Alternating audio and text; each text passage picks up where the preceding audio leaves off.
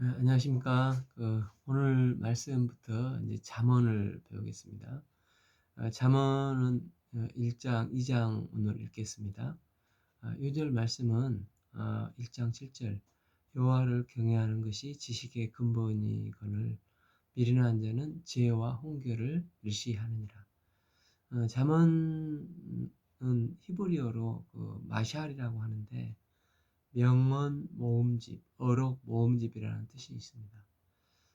또 한자어로는 경계하다는 뜻이 있지만 대나무 죽에다가 침자가 있기 때문에 대나무 침으로 찌른다, 또 바늘 등의 의미가 있어서 잠언은 찌르는 말씀이라. 그래서 잠언을 읽을 때 제일 장 읽는 방법은 아파야 한다는 것입니다. 잠언을 읽으면서 잠에서 깨어나고 아파하면서 성장하는 것이 이제 것이고, 무감각에서 깨어나야 한다는 게 잠언이라는 것입니다. 문맥이 없고 또 한 문장으로 완결성을 가지고 있어서 한 구절씩 보기에 좋은 책이기 때문에 또 이게 성경 통독이 가능한가 하면서 맥을 잡는 그 자료를 선택하면서 고민이 좀 있었습니다. 구조는 1절에서 9절까지 다윗의 아들 솔로몬의 잠언이라 하면서 한 덩어리가 되고, 또 이제 10에서 24장까지 이 솔로몬의 잠언이라 하면서 두 번째 덩어리입니다. 24장에서 29장까지는 솔로몬의 잠언이라 해놓고 단서를 히스기야 신하들이 편집한 것이다 하면서 세 번째 덩어리로 나오고, 이제 5장을 말하고 있습니다. 나머지 이제 기타 덩어리로 30장은 아굴라의 잠언, 31장은 루엘 왕의 잠언인데 어머니에게 들은 훈계다 하면서 부지런한 여자 이야기가 나오고 있습니다. 그래서 이 두 개의 잠언을 예외적으로 다루고 있습니다. 루엘 왕이 누구인지 모르지만 대략 그 솔로몬으로 추측을 하고 있습니다. 이제 1장 1절에서 7절까지는 통일성을 말하고 있습니다. 1. 다윗의 아들 이스라엘 왕 솔로몬의 잠언이라. 다윗의 아들이 이렇게 설명한 이유가 그 사무엘하 7장에서 나단 선지자를 통한 다윗의 언약에 하나님께서 그때 이제 큰 4가지 언약을 해주셨습니다. 내가 너를 위대하게 해주겠다. 또 평안하게 해주겠다. 내 자손이 끝없이 이어지게 하겠다. 또 내 집을 영원히 세우겠다. 이게 다윗에게 주신 하나님의 언약인데, 이거에 기초해서 잠언이 쓰여졌다는 것입니다.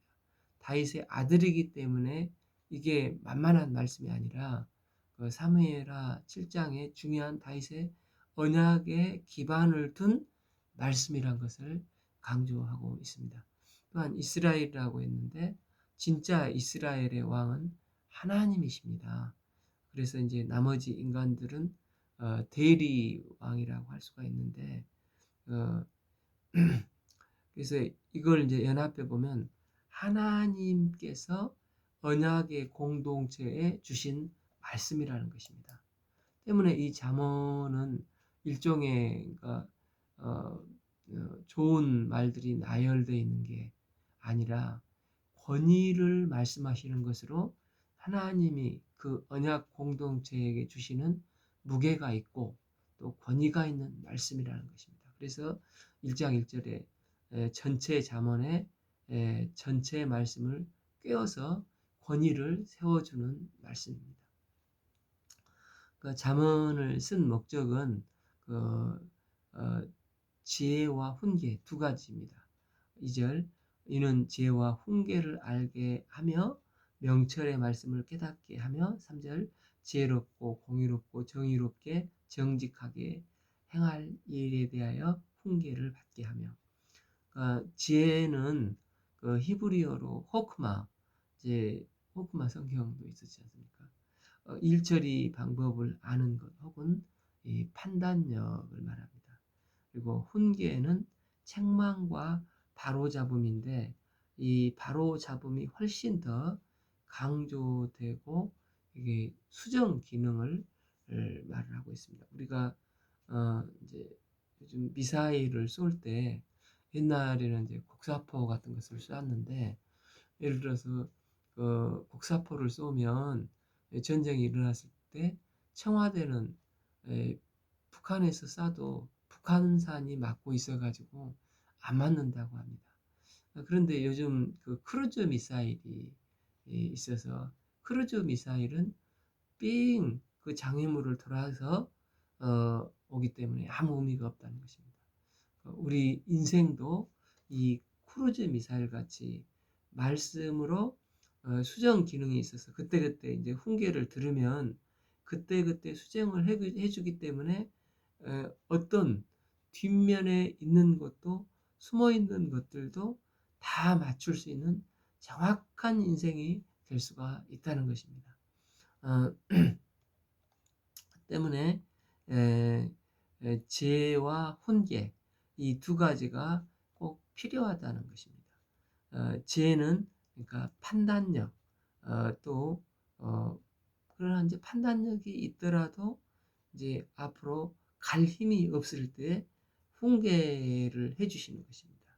그러니까 이제 훈계는 수정 기능을 많이 해주는 게 마치 그 보혜사 성령과 같습니다. 성령님께서는 이제 죄에 대해서, 의에 대해서, 심판에 대해서 우리를 가르쳐 주시고 인도해 주시지 않습니까? 때문에 잠언에서 훈계하면 성령이 하시는 수정의 기능을 하시는구나 이렇게 생각하면 무난할 것 같습니다. 특별히 그 서론인 2절에서 이제 6절까지 인상적인 게 어리석은 자와 젊은 자를 동일시 한다는 것입니다. 4절 어리석은 자를 슬기롭게 하며 젊은 자에게 지식과 근신함을 주기 위한 것이니 이렇게 이제 대칭법을 쓰고 있습니다. 이게 젊은 사람들에게는 좀 기분이 나쁠 수도 있겠지만 잠언에서 젊은 사람이 어리석다는 것입니다. 그 어리석다를 이제 순 한국말로 보면 얼, 석다 이렇게 되는데 얼은 그 조상들의 얼 하듯이 마음, 생각, 멘탈 이런 것을 얼이라고 하고 석다는 것은 쌓여 있는 이제 눈이 많이 오지 않습니까? 그런데 이제 그 밑에서 물이 지나가면서 위에는 쌓여 있는데 밑에는 눈이 녹아버려 공간이 생기지 않습니까? 그 장면을 눈이 썩다, 속이 텅 비어 있다, 어설프다 그런 뜻이라고 합니다. 그래서 어리석다는 존재는 한마디로 골빈 사람이란 뜻이 된다는 것입니다.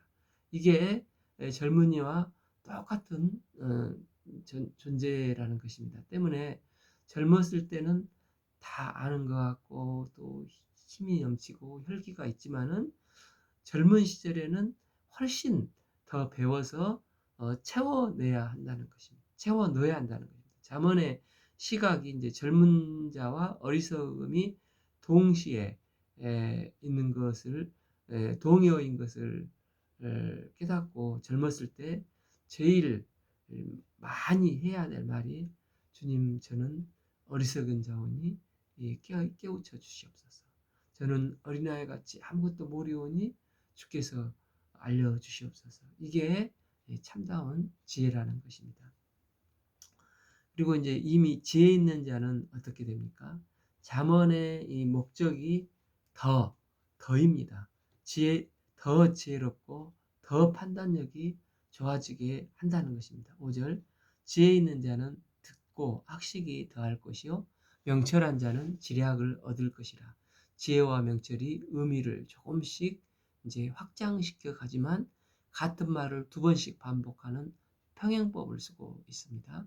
6절 이제 잠언과 비유와 지혜 있는 자는 자의 말과 오묘한 말을 깨달으리라. 그러니까 이건 그 달리는 말에 채찍을 가하는 주마 가편처럼 더 잘 되라는 것입니다. 때문에 잠언을 통해서 무식한 사람은 잠언을 통해서 이제 정신을 차리고, 또 어리석은 사람은 꽉 차고, 또 지혜로운 사람은 주마 가편처럼 더 빨리 가는 게 목적이라는 것입니다. 잠언의 목적은 기준을 세우고 일처리 방법을 알려주는 지혜와 수정 기능의 훈계, 이 두 가지가 있습니다. 이제 훈계라는 말이 나올 때 신약 백성인 우리가 볼 때는 그러니까 성령님을 의미하는구나 생각하면 된다고 했지 않습니까? 전체 핵심은 이제 7절인데, 여호와를 경외하는 것이 지식의 근본이거늘 미련한 자는 지혜와 훈계를 멸시하느니라. 이 말씀은 이제 잠언 전체의 핵심이 되는 말씀입니다. 이제 마치 피아노 조율을 튜닝이라고 하지 않습니까? 그러니까 어, 전체를 조화롭게 맞춘다는 뜻인데, 이 피아노가 예를 들어서 100대가 있으면 한 대를 제대로 해서 그 피아노를 기준으로 나머지 음률을 맞춰 조율을 해 나가지 않습니까? 그 한 대가 바로 예수님이 되시는 것입니다. 이처럼 여호와를 경외하는 게 두려워하는 것인데 하나님의 기준이 되는 인생이라는 것입니다. 때문에 처음 기도할 때에는 자기 중심적으로 막 떼쓰는 기도도 많이 하지만, 신앙이 점차 깊어지고 성숙해지면 이제 진정한 기도는 내, 에, 내 뜻이 아니라 주의 뜻이 나를 통하여 이루어지기를 원하는 기도를 드리지 않습니까? 이제 8절에서 19절까지는 젊은이에게 주는 교훈입니다. 앞에 이야기를 쭉 적용시켜 나가고 있습니다. 젊은이는 어리석은 자, 겉은 눈이 있는 것처럼 보이나 속은 물이 흘러서 텅 빈 것 같은 사람이라고 했습니다. 때문에 젊었을 때는 멀쩡해 보이지만 속이 텅 비어 있는 거기 때문에 어리석음을 깨닫고 속을 꽉 채워 나가야 한다는 것입니다. 그래서 로마서 10장 17절에서 믿음은 들음에서 난다고 했지 않습니까? 자꾸 들어야 한다는 것입니다. 8. 내 아들아, 내 아비의 훈계를 들으며 내 어머니의 법을 떠나지 말라. 여기는 아버지, 어미 말이 나오는데, 이제 우리 조선시대 군사부 일체라고, 그 아버지나 어머니일 수도 있고, 이게 이제 영적인 스승일 수도 있지 않겠습니까? 때문에 올바른 가정에서 아버지의 역할은 이게 기준과 꾸지람의 수정 기능이 있어야 하고, 어머니는 기도를 통해서 끊임없이 힘과 위로를 줄 때, 그게 이제 올바른 가정이고, 그 안에서 자녀들이 참 건강하게 능력 있는 자녀들로 성장을 하지 않겠습니까? 이렇게 될 때 9절, 이는 내 머리에 아름다운 관이요 내 목에 금사슬처럼 존귀하게 되고 영화롭게 된다는 것입니다. 이렇게 살아야 하는데, 근데 이제 문제는 마귀가 이걸 가만두지 않고 유혹하고 시험을 한다는 것입니다. 10절, 내 아들아 악한 자를 너를 꾀일지라도 따르지 말며. 여기서 이게 마귀가 꾀는 방법은 공동체에서 왕따를 시키는 것을 통해서 유혹을 합니다. 그러니까 어리석다가 젊은이들이라고 하지 않습니까? 그래서 마귀는 젊었을 때 빠지기 쉬운 이 또래 집단이나 패거리에 넣어서 꿰다는 것입니다. 이 젊었을 때 친구 잘 사귀는 교제권이 매우 중요하고, 그게 인생이 달리기까지도 하지 않습니까? 그만큼 사춘기 때는 이 또래나 패거리가 중요합니다. 때문에 마귀는 이 패거리 이 집단 속에 넣어서 나를 나답지 못하게 하기 위해서 유혹을 합니다. 하나님께서 내게 개성도 주시고 나만의 독특한 이 탤런트를 주셨지만 나로 나를 못 살게, 또 남으로 살게, 패거리의 일원으로 살게 만들어 간다는 것입니다. 여기서 이제 11절에서 15절까지 마귀가 꾀는 이야기가 쭉 나오는데 제일 많이 반복되는 단어가 우리. 그러니까 마귀가 어떻게 그 이제 유혹을 합니까? 11 그들이 내게 말하기를 우리와 함께 가자. 우리가 가만히 엎드려 있다가 사람의 피를 흘리자. 죄 없는 자를 까닭 없이 숨어 기다리다가 12절 수월같이 그들을 산채로 삼키며 무덤에 내려가는 자들을 같이 통으로 삼키자. 13절 우리가 온갖 보화를 얻으며 빼앗은 것으로 우리 집을 채우리니. 14절 너는 우리와 함께 제비를 뽑고 우리가 함께 전대 하나만 두자 할지라. 15 내 아들아 그들과 함께 길에 다니지 말라. 내 발에 금하여 그 길을 밟지 말라. 그러니까 여기서 이제 우리 계속 그 패거리가 6번이나 강조되는데 이 패거리로 들어가는 이유가 무엇이겠습니까? 이제 혼자는 개인인데 패거리로 들어가면 커진다는 것 같이 느껴지는 것이 된다는 것입니다. 또 성장한다고 착각을 하도록 유혹을 합니다. 또한 이제 이 패거리에 있으면 안정감이 있어 보입니다.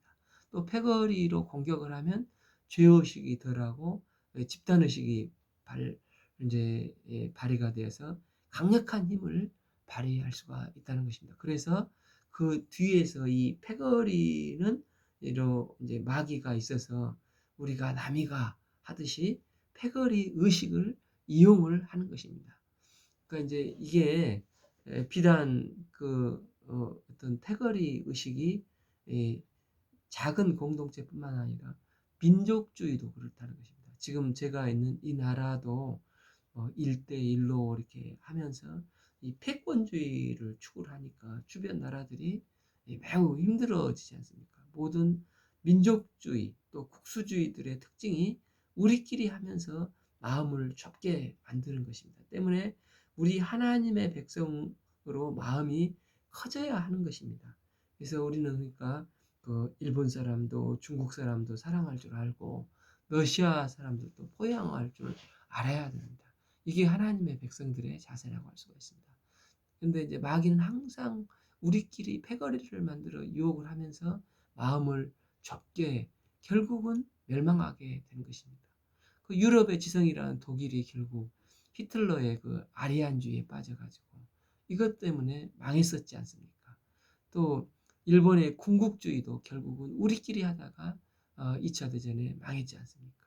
이게 전체를 멍들게 만든다는 것입니다. 때문에 말씀은 젊은이들이 패거리로 몰려다니면서 죄 짓지 말고 젊어서 말씀 앞에 엎드리는 법을 배워야 한다는 것입니다.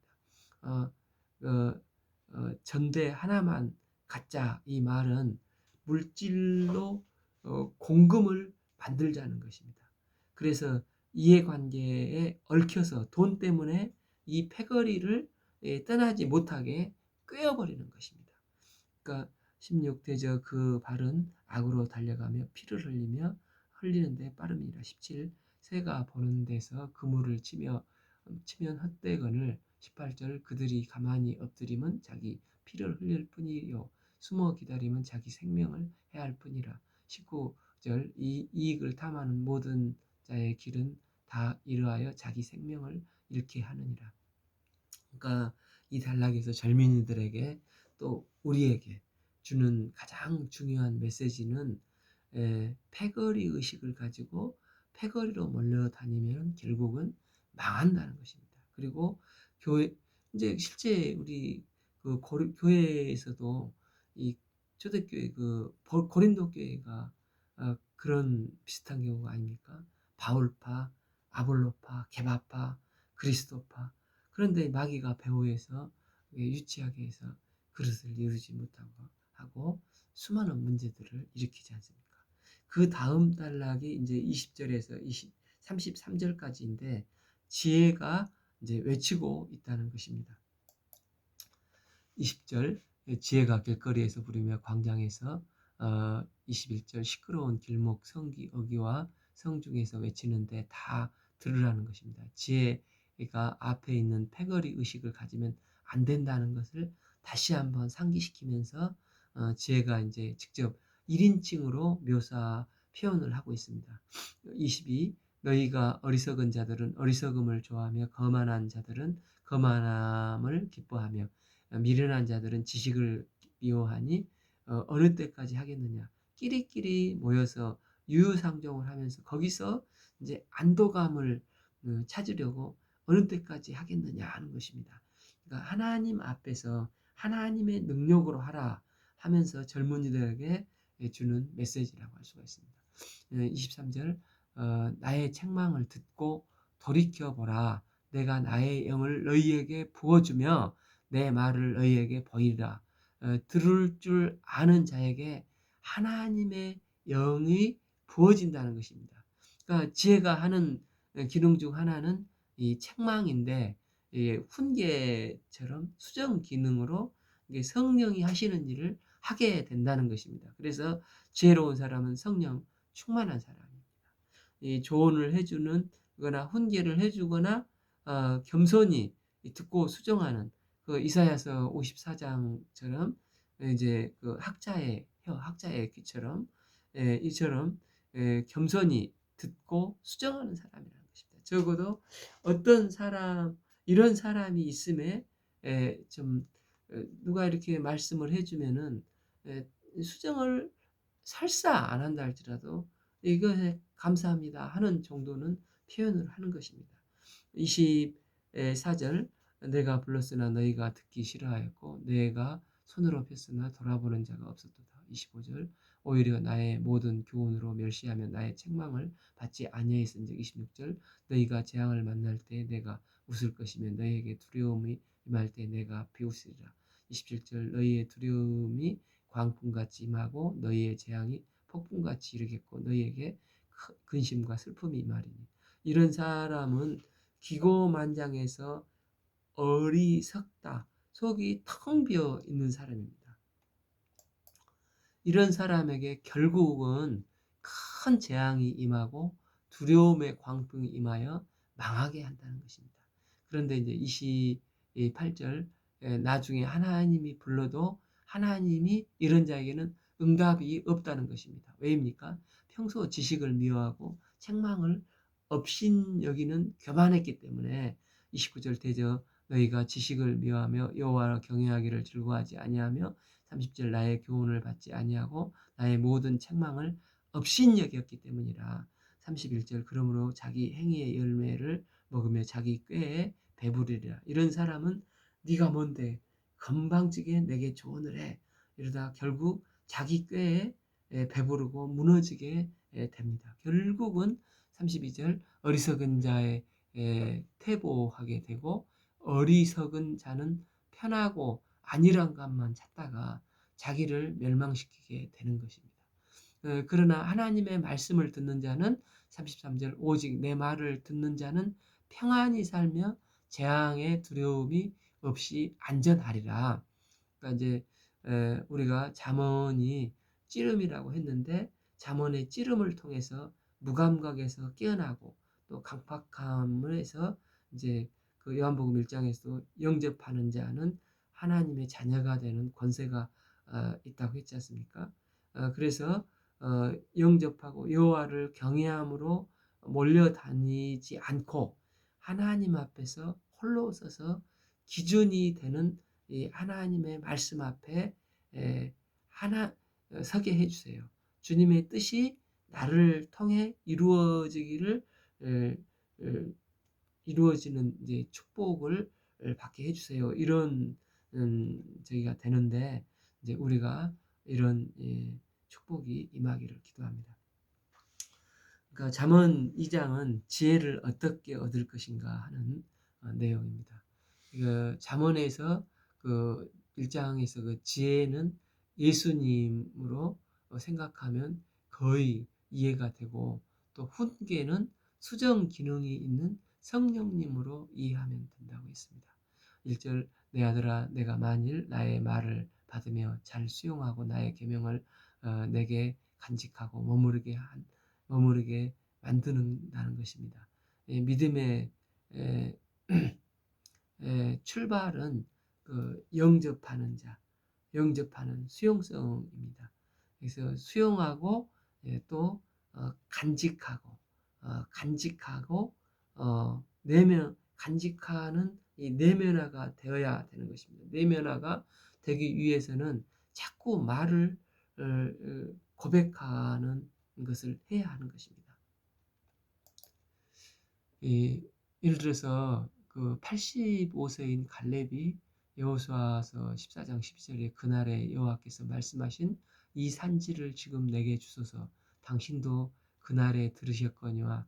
그러니까 이 갈렙이 수십 년 전에 하나님께서 하셨던 말씀을 그 마음에 수용을 하고 또 그때 간직하고 내면화시키고 있었습니다. 그리고 이제 때가 되니까 이 철옹성 같은 헤브론 산지를 내게 주소서 말을 합니다.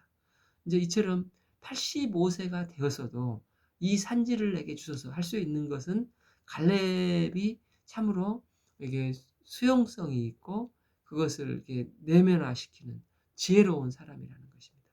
이 내 귀를 지혜에 기울이며 내 마음을 명철에 두며 듣는다고 다 듣는 게 아니라 가려 들어야 한다는 것입니다. 듣는 것이 우리 인생을 결정할 수가 있습니다.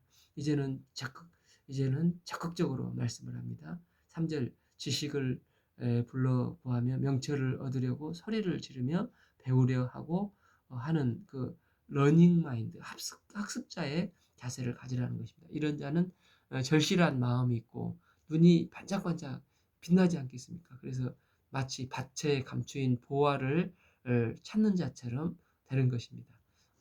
은을 구하는 것 같이 그것을 구하며 감추어진 보배를 찾는 것 같이 적극적으로 찾기까지 찾는 것을 말합니다. 여호와 경외하기를 깨달으며 하나님을 알게 되리니 이렇게 적극적으로 주님을 찾으면 하나님 그분을 알게 된다는 것입니다. 그러면 하나님을 알게 된다는 것은 천지창조 하나님을 여기서 그 안다는 그런 거창한 게 아니라 이제 개인적인 신앙 체험을 통해서 인격적인 주님을 알아간다는 것입니다. 때문에 나를 통해서 이루실 하나님의 뜻을 알게 되는 것입니다. 즉 하나님의 존재를 아는 게 아니라 구체적이고 하나님이 나를 향한 이제 사명을 안다는 것입니다. 하나님을 그래서 이제 내게 주어진 사명이 무엇인지를 명확하게 알게 되어서 이제 그 사명에 충성을 다하는 하나님의 백성이 되는 것입니다. 때문에 지혜의 근원 되시는 하나님을 만나야 나의 사명이 무엇인지를 알게 되고 우리 인생이 한 가지를 향해서 충성스럽게 나가는 복된 인생이 될 수가 있다는 것입니다. 6. 대저 여호와는 지혜를 주시며 지식과 명철을 그 입에서 내시며 7. 그는 정직한 자를 위하여 완전한 지혜를 예비하시며 행실이 온전한 자에게 방패가 되시나니. 8절 대저 그의 정의의 길을 보호하시며 그의 성도들의 길을 보전하시려 함이시니라. 9절 그런즉 내가 공의와 정의와 정직 곧 모든 선한 길을 깨달을 것이라. 목표를 깨달을 것이라는 것입니다. 여기서 이제 공의, 정의, 정직이 잘 구분이 되지 않지 않습니까? 그래서 그냥 지나가고 싶었는데 그 잠언 전체에서 이 내용이 계속 반복되기 때문에 꼭 설명을 해야 되는 것입니다. 이제 그 NIV 성경에서 보니까 이제 그 이제 공의가 라이터스니스 이제 의롭게 된다는 뜻이고 정의는 just 칭의인 justification 또 정직은 페어 플레이 할 때 페어입니다. 이게 잘 구분이 잘 안 되는데 계속 반복되기 때문에 구분을 반드시 해야 된다는 것입니다. 이게 이제 지혜가 추구하는 것으로 주께서 이 잠언에서 우리가 이것을 추구하기 원하시는 목적이 되는 것입니다. 이 목적이기 때문에 매우 중요하지 않겠습니까? 때문에 이제 첫째, 그 공의는 큰 개념으로 하나님께 속한 절대 기준이 되는 것입니다. 라이트 하면은 주님은 옳습니다 할 때 절대의 기준으로 하나님이 기준이 되는 것입니다. 그 다음에 정의, 이 justification은 이 공동체, 사회를 말하는데 공동체가 좋은 관계를 이루는 것입니다. 그러니까 또 정직인 페어는 이제 개인 차원의 페어 플레이를 말하고 있습니다. 개인 차원에서 이 공정한 것, 이제 그것을 거꾸로 보면은 개인 차원에서 페어 플레이한 사람이 되어야 하는데 이것의 반대말이 그러니까 이것의 반대말이 요즘 많이 쓰는 그 내로남불이라는 것입니다. 그러니까 나에게만 유리하게 해석하고 남에게는 엉뚱하게 해석을 하고 이런 자를 페어플레이 하지 않는다. 정직하지 않는다. 이렇게 표현을 하지 않습니까? 그런데 이제 뭐가 개인의 공정인지 헷갈릴 때가 있는데 이럴 때는 내가 손해보는 쪽으로 결정을 하면 된다는 것입니다. 이 상대는 유익하고 나는 조금 손해보는 것을 이제 헷갈릴 때 언제나 이런 식의 결정을 내리면은 정직한 이 페어플레이를 한다는 것입니다. 그래서 이제 우리는 개인적으로는 정직하게 페어플레이하는 사람이 되어야 하고 이제 공동체에서는 정의, 저스트가 필요한데 이게 이제 관계인데 비슷한 말이 타당하게 행동을 해야 된다는 것이 되겠습니다. 이 타당하지 않는 게 무엇입니까? 그러니까 억울함이라고 할 수가 있는데 이 공동체 사회에서 억울한 자가 없게 돼야 하지 않습니까? 사회 속에서 뭐 저런 법이 있어. 저렇게 하면 안 되지 하면 억울한 사람이 나옵니다. 이게 이제 왜 생기는 것입니까? 패거리에서 나온다는 것입니다. 우리가 남이가 그러면서 자기 편은 봐주고 남의 편은 없는데도 뒤집어 씌우고 억울한 사람을 만들어 내는 사회가 되는 것입니다. 그래서 공동체에서는 정의 곧 저스트를 추구해야 되고 성경은 이걸 정의라고 말하고 있습니다. 마지막으로 제일 큰 개념으로 이것은 하나님의 절대 기준이니까 하나님의 의인 라이터스니스는 하나님밖에 없지 않습니까? 그래서 이걸 향해서 우리는 나가는 존재라는 것입니다. 우리를 의롭게 칭하시고 의롭다 칭하시고 성화대에서 의로우신 영화의 단계의 목표를 바라보고 나가는 모습이 꼭 있어야 합니다. 그런데 이게 이제 충돌이 될 수가 있는데 이제 우리가 이제 그 지금은 어떤 생각을 하는지 모르지만 이 어릴 때 일본 사람들은 개인적으로는 참 친절하고 좋은 사람이다. 또 깨끗하고 참 질서를 지킨다. 그랬는데 이게 이제 그 사회가 돼버리면 특유의 패거리의 집단 의식이 발동이 돼서 군국주의의 괴물의 성향을 띠는 경우가 많지 않습니까? 그러니까 그런데 개인도 정직하고 공동체도 평화롭고 잘 사는 나라인데 하나님에 대한 공의가 없고 믿음이 없는 나라가 있을 수가 있는데 그러면 개인과 공동체, 하나님과 충돌을 할 수가 있다는 것입니다. 때문에 우리 개인은 페어 플레이를 하면서 어, 어, 어, 하면 정직하게 살고 또 사회는 정의롭게 마지막 하나님의 절대 기준으로 사는 게 이게 공의라는 것입니다. 때문에 잠언에서 나오는 이 세 가지 단어를 잘 이해를 해야 하는데 공의는 하나님의 공의, 정의는 사회적인 정의, 이 정직은 개인적인 정직, 페어플레이 이걸 잘 구분하면서 잠언을 읽어가면 좋겠습니다. 이걸 깨는 자를 성경은 패역한 자라고 말하고 있습니다. 12절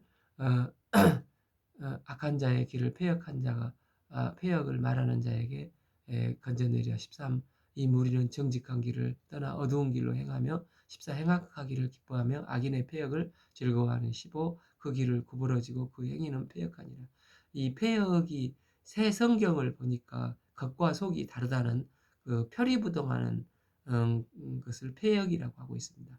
악은 이제 중국어에서 이 간단체 말고 한국에서 쓰는 한자 번잡체를 보면은 마음 심 위에 이제 구조가 그 무덤이 두 개가 그려지는 거라고 합니다. 그래서 이제 악을 누구를 죽여서 무덤으로 보내고 싶어하는 마음이라는 것입니다. 그러니까 마귀는 항상 표리부동하고 죽이고 싶어합니다. 그러나 하나님의 백성들은 개인적으로 페어플레이를 추구하고 사회적으로는 정의를 추구하며 절대적으로는 하나님의 의인 라이터스니스를 추구하는 거라는 것입니다. 이게 이제 우리 성도들의 목표인데 마지막으로 지혜를 뒤흔들며 유혹하는 자들이 있다는 것입니다. 유혹을 하는 것은 이제 매력으로 유혹을 하기 때문입니다. 16 지혜가 또 너를 음녀에서 말로 호리는 이방 계집에게서 구원하리라. 17 그는 젊은 시절에 짝을 버리며 그의 하나님의 언약을 잊어버린 자라. 이것은 음란하게 유혹하는 의미보다도 우리 이제 저도 고등학교 때 독일어를 잠깐 배웠는데 독일어에서는 남성, 여성 명사 이런 게 있지 않습니까? 히브리어에도 명사에는 남성, 여성 명사가 있는데 지혜는 여성 명사입니다.